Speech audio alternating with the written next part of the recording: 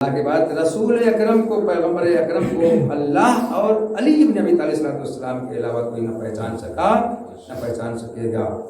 تیسرے نمبر پر مولا کائنات امیر المومنین صلی اللہ علیہ وسلم کو تیسرا کوئی اللہ اور رسول کے علاوہ کہ ان کی حقیقت کیا ہے نہ کوئی پہچان سکا ہے، نہ پہچان سکے گا۔ تو جب اللہ کے بندے ایسے ہیں دو کائنات میں کہ جن کی حقیقت کو، ان کی حقیقت کیا ہے، نور ہیں تو کس کا نور ہے، اللہ کا نور ہے، کیسا نور ہے، کیا حقیقت ہے، جب ان کو نہیں سمجھ سکتے، نہیں پہچان سکتے، بس مختصر طور پہ جتنا بتا دیا گیا ہے اتنی ہی کو اپنے ذہن دل و دماغ، اپنے گلے اور حلقوم سے اتار کر اپنے ذہن دل و دماغ کے وجود کو پاک و پاکیزہ طاہر بنانے کے لیے سمائے رہیں اور مانتے رہیں، بس وہی کافی ہے۔ زیادہ ان کی حقیقت کو سمجھنے کی کوشش کریں گے تو گمراہی کا خطرہ ہے۔ پھر شہزادی فرماتی ہیں فاطمہ زہرا ابتدأ الاشیاء، اشیاء کی خلقت کے بارے میں، لا من شیء کان قبلھا وانشاها بلا ابتداء امثلۃ امتثلھا کثرتھا بقدرت۔ اللہ نے اشیاء کو بغیر کسی خام شے کے خلق کیا، جو اشیاء سے پہلے موجود ہو، اور اس نے اشیاء کو بغیر کسی نمونے اور مثال کی پیروی کے خلق کیا، اور اس نے اشیاء کو، چیزوں کو اپنی قدرت سے خلق فرمایا۔ آج دنیا میں سائنس چاہے جتنا بھی ترقی کر لے جائے، لیکن اللہ کی خلق کی ہوئی، اللہ کی بنائی ہوئی چیزوں کا اگر استعمال نہ کرے تو ایک سوئی بھی نہیں بنا سکتی ہے۔ اور بہت بڑے بڑے طیارے اور ڈرون اور یہ سب میزائلیں اور ایٹم بم وغیرہ بہت دور کی بات ہے۔ سب کچھ استعمال کرتے ہیں تو اللہ ہی کی خلق کی ہوئی چیزوں کا استعمال کر کے اسے ملا کے بناتے ہیں۔ اگر سب چیزوں کا انکار کر بھی بیٹھیں تو اللہ نے جو ہاتھ اور پیر، ذہن و دماغ بنائے ہیں، یہ آنکھوں کو جو بنایا ہے، ان آنکھوں سے اگر نہ دیکھیں چیزوں کو تو کیسے بنائیں گے کسی چیز کا انکار؟ مگر اللہ نے جو کچھ بنایا ہے وہ ہر چیز کو ابتدا کیا ہے، ایجاد کیا ہے۔ کوئی دھات نہیں تھی اسے بنایا، پانی نہیں تھا اسے خلق فرمایا، مٹی نہیں تھی اسے بنایا، آسمان نہیں تھا اسے بنایا۔ لیکن آج دنیا جو کچھ بھی بنا رہی ہے وہ زمین و آسمان اور اس کے درمیان جتنی چیزیں خلق ہوئی ہیں ان تمام چیزوں کو ملا دیا تو کچھ بنا دیا۔ اسے نہ ملائے اور بنا لے تو جانے۔ اچھا اگر مان لیا اس سے بھی بے نیاز اپنے کو ثابت کر دیں تو اللہ کا دیا ہوا ذہن و دماغ استعمال نہ کریں تو بنائے جانے، عقلیں اللہ کی استعمال نہ کریں تو اللہ نے خلق فرمائی، وہ ہاتھ کا استعمال نہ کریں، اس آنکھ کا استعمال نہ کریں، اس پیر کا استعمال نہ کریں، یہ ساری چیزوں کا استعمال چھوڑ دیں تب جانے کی کوئی چیز بنا کے دکھا دیں۔ تو اللہ کا انکار، تو شہزادی فرماتی اللہ نے تمام چیزوں کو خلق فرمایا اس لیے تاکہ لوگ اللہ کو مانیں، رحمان کو مانیں، نہ کہ شیطان کو مانیں۔ آج دنیا کہتی ہے نا جس کی کھاتے ہیں اسی کی گاتے ہیں نا، جس کی کھاتے ہیں اسی کی گانا چاہیے نا۔ تو سب چیز تو اللہ کی ہے، گاتے شیطان کی ہیں، کھاتے رحمان کی ہیں، زمین رحمان کی استعمال کرتے ہیں، آسمان رحمان کا استعمال کرتے ہیں، ہوا فضا اللہ رحمان کا استعمال کرتے ہیں، پانی رحمان کا استعمال کرتے ہیں، ذہن و دماغ پورا وجود اللہ کا استعمال کرتے ہیں، گاتے شیطان کی ہیں۔ ان کو حق ہے روئے زمین پر رہنے کا؟ ان کو ہے آسمان کے نیچے رہنے کا؟ نہیں ہے۔ ان کو اس ہوا فضا پانی کا استعمال کرنے کا حق ہے؟ جو اللہ کے منکر ہیں، شیطان کے بندے، ان کو اصلاً حق نہیں ہے۔ پھر شہزادی جزا و سزا کی حکمت، کیوں اللہ نے جزا و سزا رکھی ہے؟ اگر اچھائیوں پر انعام اور ایوارڈ نہ دیا جائے، آج دنیا میں بھی یہ ایوارڈ دیا جاتا ہے، انعامات دیے جاتے ہیں ایک دوسرے کو، اسکولوں میں کالجوں میں بچوں کو انعامات دیے جاتے ہیں، فرسٹ ڈویژن والوں کو دیا جاتا ہے، ٹاپ کرنے والوں کو دیا جاتا ہے۔ کیوں دیا جاتا ہے؟ اس کا راز، اس کی حکمت کہاں سے سیکھی دنیا نے؟ قرآن سے، اسلام سے، اللہ انبیاء اولیاء سے سیکھی۔ اللہ نے بھی اچھوں کی، اچھائیوں کی بنیاد پر ایک جزا رکھی ہے، جنت کی شکل میں، کوثر و سلسبیل کی شکل میں، حور و غلمان کی شکل میں، اور بروں کی برائیوں کی وجہ سے ایک سزا رکھی ہے جہنم اور دوزخ اور آگ کی شکل میں، عذاب قبر اور عذاب برزخ کی شکل میں، ذلت و رسوائی کی شکل میں، نحوستوں کی شکل میں۔ تو شہزادی کی زبان سے سنیے کہ جزا و سزا کی حکمت کیا ہے۔ فرماتی ہے ثم جعل الثواب علی طاعته ووضع العقاب علی معصیته۔ زیادۃ لعبادہ من نقمتہ وحیاشۃ لہم الی جنتہ۔ پھر خداوند عالم نے اپنی اطاعت پر ثواب قرار دیا، اپنی معصیت و نافرمانی پر عذاب رکھا تاکہ لوگوں کو اپنی ناراضگی سے دور کر سکے، اس لیے عذاب کو رکھا اور اپنی جنت کی طرف لوگوں کو راغب کر سکے، اس لیے ثواب کو رکھا۔ آج خودکشیاں اسکول اور کالج کے بچے کیوں کرتے ہیں؟ وہ بجائے خودکشی کر کے ہلاک ہونے کے دوبارہ محنت کریں، اگر کوشش کریں تو وہ بھی ایوارڈ پائیں، وہ بھی جائزہ پائیں، وہ بھی نام پائیں، وہ بھی فرسٹ ڈویژن پاس ہوں۔ آپ لوگ سنتے رہتے ہیں نا پیپروں میں بھی، سوشل میڈیا پہ، کوئی ڈوب کے مر جاتا ہے، کوئی آگ لگا لیتا ہے، کوئی پھانسی پہ چڑھا لیتا ہے اپنے سے اپنے ہاتھ سے۔ ایسا کیوں ہوتا ہے؟ اگر ان لوگوں کو جزا اور سزائے آخر کے اوپر اعتماد یقین اور ایمان ہو تو یہ دنیا کی تھوڑی سی 1 سال کے فیل اور ناکام ہونے کی سزا کو برداشت کر کے دوسرے سال محنت کر کے ٹاپ کر جائیں، مگر ہوتا نہیں ایسا۔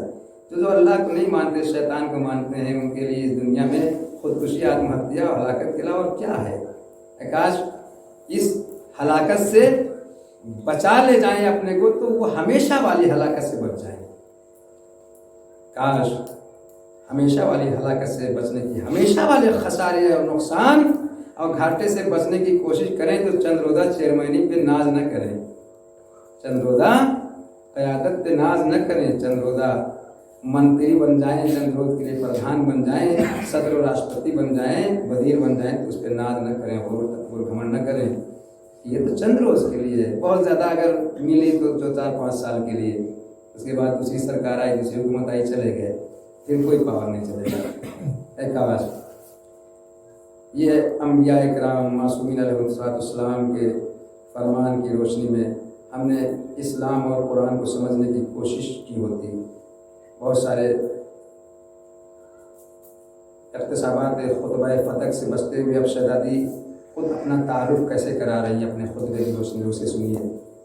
فرماتی ہیں ایتھا الناس، ایھا الناس، مذکر کے لیے ایھا الناس آتا ہے گرامر کے اعتبار سے، اور مؤنث کے لیے مادہ کے لیے ایتھا الناس آتا ہے۔ ایھا الناس اعلموا انی فاطمہ و ابی محمد صلی اللہ علیہ وآلہ وسلم۔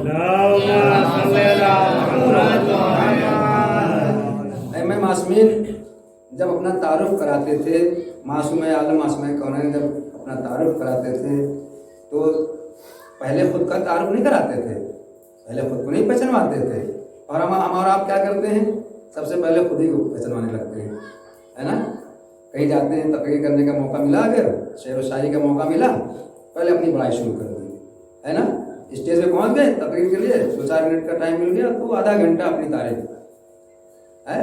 اصول دنیا کا تو یہ ہے نا، مگر کاش تقریروں کا اصول، تعارف کا اصول دنیا نے انبیاء اولیاء معصومین اور معصوم عالم معصوم کونین سے سیکھتی۔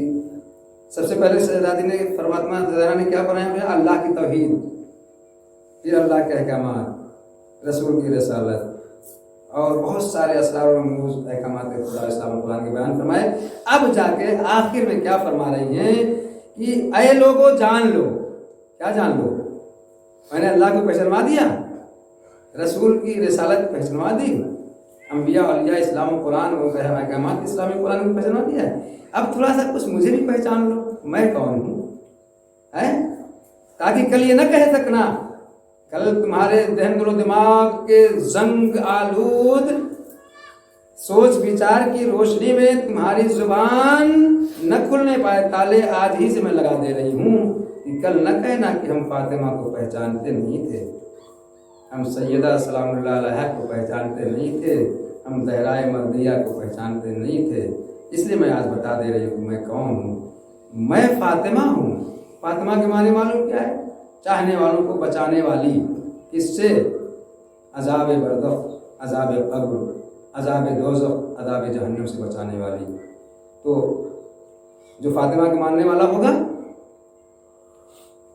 وہ تو کل بچائیں گی نا، جب مریں گے تب، لیکن ہم کو آج بچنا ہے، آج ہم کو ان کے اس سیرت و کردار و فرمان کی روشنی میں، ان کے عمل اور اخلاق اور ادب و تہذیب و آداب و اطوار و کردار کی روشنی میں خود کو بچنا ہے۔ اگر ہم نے آج خود کو بچا لیا تب کل وہ ہمیں بچائیں گی، لیکن اگر آج ہم نے خود کو بچانے کی کوشش نہیں کی تو کل وہ ہمیں نہیں بچائیں گی، اور یہ اعلان کریں گے کہ اگر تم ہمارے رہے ہوتے تو ہم کو ماننے کی دلیل یہ ہے کہ ہماری مانو۔ قرآن کو ماننے کا دعویٰ کیا جائے اور قرآن کی نہ مانی جائے۔ حسبنا کتاب اللہ کہنے والے سنیں، وہ نہ قرآن کو مانتے ہیں نہ قرآن کی مانتے ہیں۔ اہل بیت اطہار والے بھی سنیں، اگر سیرت معصومین پر نہیں چل رہے ہیں، عملی اور اخلاقی اور علمی اعتبار سے ان کے معیار پر زندگی نہیں گزار رہے ہیں، تو نہ اہل بیت کو مان رہے ہیں نہ اہل بیت کی مان رہے ہیں۔ یہ غلط فہمی کے شکار ہیں جو لوگ کہتے ہیں ہم اہل بیت کو مانتے ہیں، اللہ کو مانتے ہیں، رحمان کو مانتے ہیں، مگر معیار اسٹینڈرڈ کس کا اپنائے ہوئے ہیں؟ شیطانوں کا۔ تو شیطان کی مان رہے ہیں نا، رحمان کی کہاں مان رہے ہیں؟ شیطان کے بندوں کی مان رہے ہیں نا، اہل بیت اطہار کی کہاں مان رہے ہیں؟ اہل بیت اطہار کو ماننے کا مطلب یہ ہے، قرآن کو ماننے کا مطلب یہ ہے کہ قرآن کی مانا جائے۔ اہل بیت اطہار کو ماننے کا مطلب یہ ہے، فاطمہ زہرا سلام اللہ علیہا کو ماننے کا مطلب یہ ہے کہ فاطمہ زہرا اور اہل بیت اطہار کی مانی جائے، جو انہوں نے فرمایا اسے مانا جائے اور جو انہوں نے کیا وہ کیا جائے، تب تو وہ کل ہمیں بچائیں گے، ورنہ فوراً کہہ دیں گے تم ہمارے ماننے والے تھے ہی کب؟ تم تو صرف ہمارا نام لیتے تھے مگر اپوزٹ چلتے تھے، الٹا چلتے تھے، نام ہمارا لیتے تھے، کام کسی اور کا کرتے تھے، مشن کسی اور کا مضبوط کرتے تھے، نام ہمارا لیتے تھے، گاتے کسی اور کے تھے، کھاتے ہمارا صدقہ تھے، گاتے کسی اور کی تھے۔ اس لیے شہزادی فرما رہی ہیں، پہچانوا رہی ہیں، دشمنوں کو بھی پہچانوا رہی ہیں اور اپنوں کو بھی پہچانوا رہی ہیں، چاہنے والوں کو بھی، خاص طور سے چاہنے والوں کو پہچانوا رہی ہے۔ خطبہ دشمنوں کے لیے نہیں ہے، دشمن تو دشمن تھے اور ہیں اور رہیں گے، لیکن جو چاہنے والے ہیں، جو چاہنے والوں کی فہرست میں، چاہنے والوں کے گھرانوں میں پیدا ہو گئے ہیں، انہیں پہچانوا رہی ہے۔ ایھا الناس اعلموا انی فاطمہ، بس اس خطبے کے بعد دوسرا خطبہ انشاءاللہ، اے لوگوں جان لو میں فاطمہ ہوں۔ میرے باپ کون تھے؟ میرے پدر بزرگوار کون تھے؟ محمد رحمت، محمد مصطفیٰ صلی اللہ علیہ وسلم۔ اب فرما رہی ہیں، اقولو، میں کہتی ہوں، میں فرماتی ہوں، عودا و بدوا ولا اقول ما اقول غلطا ولا افعل ما افعل شططا لقد جاءكم رسول من انفسكم عزيز عليه ما عنتم حريص عليكم بالمؤمنين رؤوف رحيم وإنا تعزوه وتعرفوه تجدوه أبي دون نسائكم وأخا ابن أمي دون رجالكم۔ اے لوگو جان لو تحقیق و تحقیق کہ میں فاطمہ ہوں اور میرے بابا محمد مصطفیٰ صلی اللہ علیہ وسلم ہیں، اور میں اول و آخر یہی کہہ رہی ہوں، فرما رہی ہوں، اور میں جو کہہ رہی ہوں وہ غلط نہیں ہے، سچ ہے، صادق ہے۔ میں صدیقہ طاہرہ ہوں، میں صدیقہ ہوں۔ میرے علاوہ اگر کوئی صدیقہ ہونے کا دعویٰ کرے اور کسی کے نام کے آگے اگر صدیقہ لگایا جائے تو وہ غاصب ہے، وہ چور ہے، وہ ڈکیت ہے، وہ نااہل ہے۔ اس لیے کہ صادق نہیں، صدیق اور صدیقہ اسے کہتے ہیں جو پیدائشی سچا ہو۔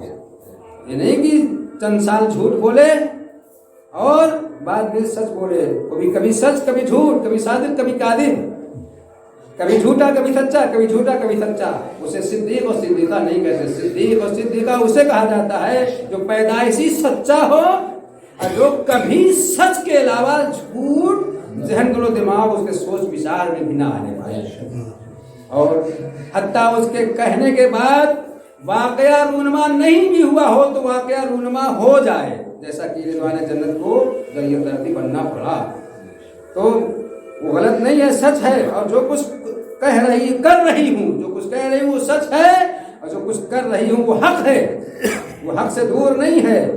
یقیناً تمہارے درمیان تم ہی میں سے ایک رسول آ چکا ہے، جس پر تمہارا ہلاکت میں پڑنا گراں گزرتا ہے، اور جو تمہارے فائدے پر حریص ہے اور لالچی ہے اور مومنین پر مہربان اور رحم کرنے والا ہے۔ بس اگر رسول کے نسب کو جانتے ہو اور اسے پہچانتے ہو تو اسے میرے بابا کے علاوہ اپنی عورتوں کے باپ نہ پاؤ گے۔ میرے علاوہ کوئی تمہارے پیغمبر کی بیٹی نہیں ہے دنیا میں۔ اگر میرے علاوہ کوئی اور بیٹی ہوتی تو وہ بھی مہاجرین و انصار کے دروازے کھٹکھٹاتی، وہ بھی بدر و احد کے اصحاب کے دروازے کھٹکھٹا کے اپنے حق کا دفاع کرتی، اپنے والی و وارث خلیفۃ المسلمین 1.25 لاکھ حاجیوں کے مجمع میں اعلان غدیر کے ذریعے سے خلیفہ بنائے ہوئے خلیفہ کا دفاع کرنے کے لیے وہ بھی دروازہ کھٹکھٹاتی۔ میرے علاوہ اگر کوئی اور پیغمبر کی بیٹی ہوتی تو وہ بھی مجھے اپنی بہن سمجھ کر میرے بہن ہونے کا ثبوت دیتی، جس طرح سے میری بیٹیاں کو شام کے بازار میں 2 بہنیں حق کا دفاع کر رہی تھیں، کریں گی آج نہیں کل میرے بعد، تو کوئی اور بیٹی میرے علاوہ۔ اے امت پیغمبر، اے کلمہ پیغمبر، کلمہ توحید اور رسالت زبان پر جاری کرنے والوں، سنو، میرے علاوہ اس پوری کائنات میں روئے زمین پر کوئی اور بیٹی نہیں ہے، اور میرے چچا داد بھائی کے علاوہ اپنے مردوں کے بھائیوں میں نہ دیکھو گے کوئی میرا شوہر نہیں ہے، اور دنیا لاکھ بیٹیاں بنا ڈالے، پیدا کر لے، مگر یاد رکھنا کوئی بیٹی کائنات میں ایسی نہیں پیدا ہوئی ہے نہ ہوگی کہ جو اپنے باپ کی ماں بن جائے۔ کوئی ایسے ویسے باپ کی ماں نہیں، رسول جیسے باپ۔ رسول تو 313 گزرے ہیں، نبی تو 1,24,000 گزرے ہیں۔ سید الانبیاء جیسے نبی کی بیٹی باپ کی ماں بن جائے، سید المرسلین جیسے رسول کی بیٹی اپنے باپ کی ماں بن جائے، یہ مرتبہ کائنات میں نہ کسی کو ملا تھا، نہ ملا ہے، نہ ملے گا۔ بیٹی بننا اور ہے، بہن بننا اور ہے، زوجہ بننا اور ہے، ماں بننا اور ہے، مگر نہ فاطمہ جیسی بیٹی کسی کو ملی، نہ فاطمہ زہرا جیسی بیوی کسی کو ملی، نہ فاطمہ زہرا جیسی ماں کسی کو ملی کائنات میں۔ ایسی بیٹی کے ساتھ وہ سب کر ڈالا گیا جو کسی عام بیٹی کے ساتھ، کسی عام خاتون اور عورت کے ساتھ بھی دنیا نے کبھی نہ کیا ہوگا۔ ہمارے ہندوستان بلکہ ہر جگہ کا یہ دستور ہے، کسی کے یہاں کوئی غم پڑ جاتا ہے تو لوگ تسلی دلاسا دینے کے لیے آتے ہیں، گھروں سے کھانے پکا کے بھیجے جاتے ہیں کہ 2-3 دن تک گھر میں کھانا نہ پکے، اس لیے کہ یہ سوگوار ہیں، یہ اداکار ہیں، یہ غمزدہ ہیں، ان کا باپ، ان کی ماں، ان کا شوہر، ان کا بھائی، ان کا بیٹا یا ان کا کوئی چاہنے والا دنیا سے گزر گیا ہے، انہیں کھانے پکانے کی کہاں فکر ہوگی؟ آس پاس پڑوس والے چاہنے والے کھانے بھیجتے ہیں، ان کے یہاں کھانا نہیں پک رہا ہوگا، ان کے گھر میں چولہا نہیں جل رہا ہوگا، مگر کاش عام عورتوں جیسی ہی عظمت کے قائل ہو گئے ہوتے۔ فاطمہ زہرا سلام اللہ علیہا کے گھر میں چولہا نہیں جل رہا ہے، پیغمبر کا جنازہ رکھا ہوا ہے اور ادھر خلافت کے اوپر جھگڑے ہو رہے ہیں، کاش صرف جھگڑے ہی تک خلافت کے محدود رہ گئی ہوتی بات، اس پر اکتفا نہیں ہوا، اس پر قناعت نہیں کی، اس پر صبر نہیں کیا، بلکہ دروازے گھر میں چولہا جل رہا ہے یا نہیں جل رہا ہے اس کی فکر کسی کو نہیں ہے۔ کاش اپنے گھروں سے مال و زر لے کر آ جاتے، قدموں پہ ڈھیر کر دیتے، بلکہ یہ سب کچھ نہیں ہوا، الٹا ہوا، جو کچھ پیغمبر نے اپنی زندگی میں عطا فرمایا تھا وہ بھی چھین لیا گیا اور بے دردی سے ظلم و ستم کے ساتھ چھینا گیا۔ دروازے گھر میں چولہا جل رہا ہے نہیں جل رہا ہے کسی کو فکر نہیں، دروازے کو جلانے کے لیے، گھر کو جلانے کے لیے آگ اور لکڑی لے کر آ گیا، دروازے میں آگ لگا دے دی گئی اور فاطمہ زہرا فریاد و فغاں کرتی رہی، کیا تم اس گھر میں آگ لگا دو گے جس گھر میں پیغمبر نماز صبح کے بعد آیت تطہیر کے نازل ہونے کے بعد آگے سلام کیا کرتے تھے، السلام علیکم یا اہل بیت النبوہ، السلام علیکم یا معدن الرسالہ۔ نبی کے اہل بیت نہیں فرمایا، رسول کے اہل بیت نہیں فرمایا، نبوت کے اہل بیت، یعنی 1,24,000 انبیاء کے اہل بیت۔ کون؟ فاطمہ زہرا۔ 313 رسولوں کے معدن، خزانے، کان، جہاں سے رسالت اگتی ہے، جہاں سے رسالت پیدا ہوتی ہے، جہاں سے رسالت ایجاد ہوتی ہے، جن کے صدقے میں رسالت، رسولوں کو رسالت ملتی ہے، جن کے صدقے میں نبوتوں کو، نبیوں کو نبوت ملتی ہے، اس کے دروازے پہ آگ کیوں لگایا؟ پیغمبر جانتے تھے کل لوگ ایسا کریں گے، اسی لیے روزانہ صبح کی نماز کے بعد آ کے سلام کیا کرتے تھے۔ ستارہ زہرا اترا تھا اس لیے نہیں اترا تھا کہ دروازے میں آگ لگائی جائے، ملائکہ کا نزول ہوتا تھا اس لیے نہیں ہوتا تھا کہ دروازے میں آگ لگائی جائے، جبریل و میکائیل اجازت لے کر آتے تھے، ملک الموت حتی اجازت لے کر اس لیے نہیں آتے تھے کہ کل دروازے میں آگ لگائی جائے۔ 3 دن جناب ابراہیم کو واپس جانا پڑا، دروازہ کھٹکھٹاتے رہے، فاطمہ زہرا واپس کرتی رہی۔ ایک بار ملک الموت نے جناب سلیمان سے کہہ دیا تھا میں وہ ہوں، اللہ کو کسی کی میں پسند نہیں آئی، انبیاء اولیاء کو نہیں پسند آئی، جناب موسیٰ جیسے پیغمبر نے۔ تو جناب اسرائیل سے خداوند عالم فرمائے اے اسرائیل مجھے کسی کی میں اور انا پسند نہیں ہے، اس روئے زمین پر ایک در ایسا ہوگا، ایک گھر ایسا ہوگا، ایک دروازہ ایسا ہوگا جہاں تمہیں بھی اجازت لے کر جانی پڑے گی۔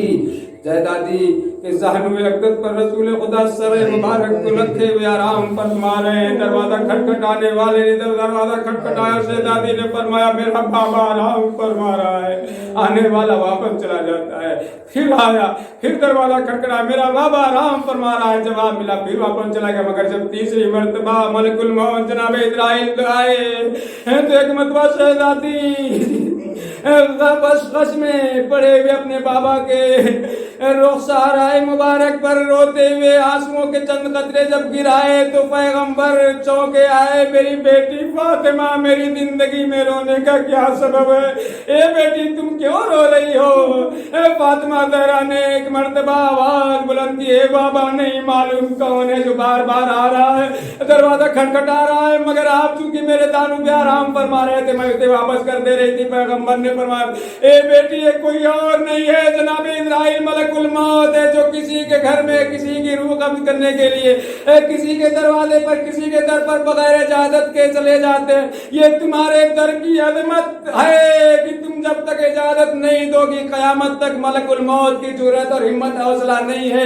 اجازت اللہ سے لے کر آئے ہیں، اللہ کی طرف سے اللہ قادر مطلق نے اجازت دے دی ہے، مگر ساتھ ساتھ یہ فرما دیا ہے اے ملک الموت دیکھو میں تمہاری انا کو تمہاری میں کو کچلنا چاہ رہا ہوں، در سیدہ پر جب تک سیدہ سلام اللہ علیہ اجازت نہ دے دے تم میرے پیغمبر میرے حبیب کی روح قبض کرنے کے لیے گھر میں داخل نہ ہونا۔ اے میری بیٹی اجازت دے دو ورنہ یہ ملک الموت میری روح قبض کرنے کے لیے نہیں آئیں گے۔ اللہ اکبر، یہ وہ در تھا جہاں ملک الموت کو بھی اجازت لے کر آنی پڑی اور دنیا والوں کو یہ بتانا چاہے اے دنیا والوں اس در کے اوپر آگ اور لکڑی لے کر نہ جلانے کے لیے، اس لیے کہ مجھ جیسا ملک الموت بھی بغیر اجازت کے گھر میں داخل نہیں ہوتا، مگر دشمنوں نے نہ صرف ایک دروازے میں آگ لگائی، تازیانے بھی مارے، کوڑے بھی مارے، دروازہ جلتا ہوا، پہلو شکستہ اور جناب محسن کی شہادت سب کچھ ہو گئی، مگر دنیا نے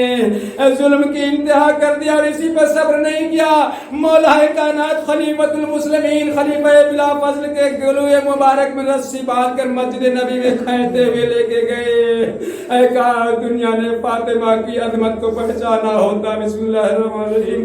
مولا زین الانسان لفی خسر الا الذین آمنوا وعملوا الصالحات وتواصوا بالحق وتواصوا بالصبر۔ اللهم صل علی محمد وآل محمد۔ اللهم صل علی محمد وآل محمد۔ اللهم صل علی محمد وآل محمد۔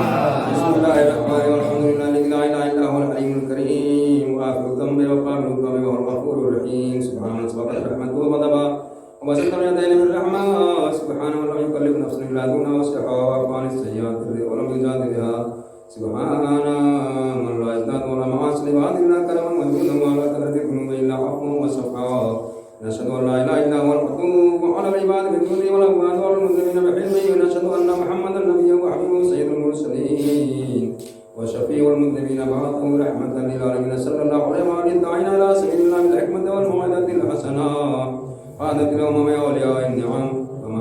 أوصيكم عباد الله بالتوبة عما سلف من ذنوبكم والإنابة عن الأوزار التي أثقلت ظهوركم فإنه تعالى كريم بكم رؤوف عليكم يغفر يسير ويعفو عن كثير. قال الله تعالى قوله الحق توبوا إلى الله توبة نصوحا عسى ربكم أن يكفر عنكم سيئاتكم ويدخلكم جنات تجري من تحتها الأنهار. وقال قل يا عبادي الذين أسرفوا على أنفسهم لا تقنطوا من رحمة الله إن الله يغفر الذنوب جميعا إنه هو الغفور الرحيم. لقد أمركم الله في محكم كتابه بالصلاة على نبيه وحبيبه فقال تعاليما لكم وتشريفا لسبيه إن الله وملائكته يصلون على النبي يا أيها الذين آمنوا صلوا عليه وسلموا تسليما.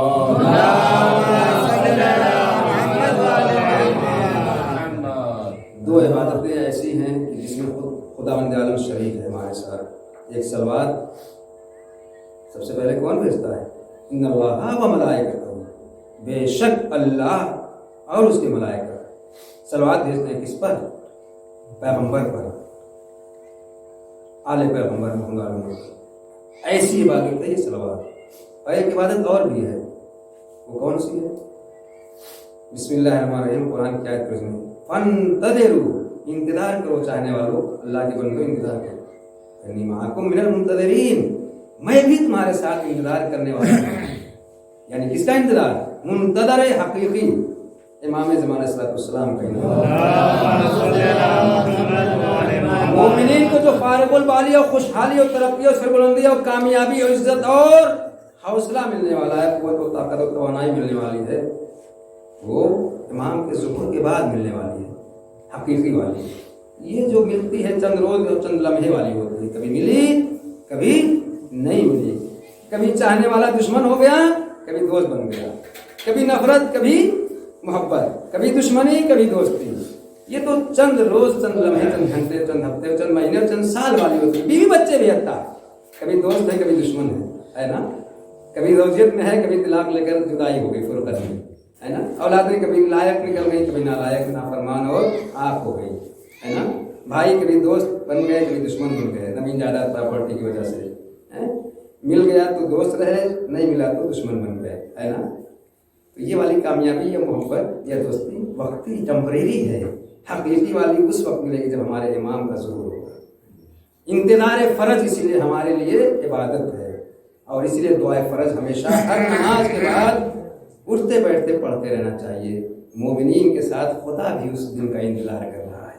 وحدہ لا شریک قادر مطلق بھی اس دن کا انتظار کر رہا ہے. اس لیے اپنے بندوں سے حکم دے رہا ہے کہ چاہنے والوں میرے بندو انتظار کرو اس دن کا جس دن میری حکومت قائم ہونے والی ہے، مومن کو فرض حاصل ہونے والی ہے. وعلى سيد المرسلين وشفيع المذنبين نبينا محمد صلى الله عليه وآله وسلم. اللهم صل على محمد المسلمين وقائد الغر المعجلين يا أمير المؤمنين علي بن أبي طالب صلوات الله عليه وآله وسلم.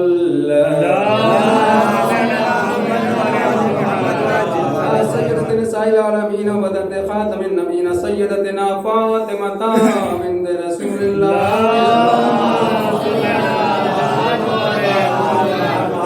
الحسن المجتبى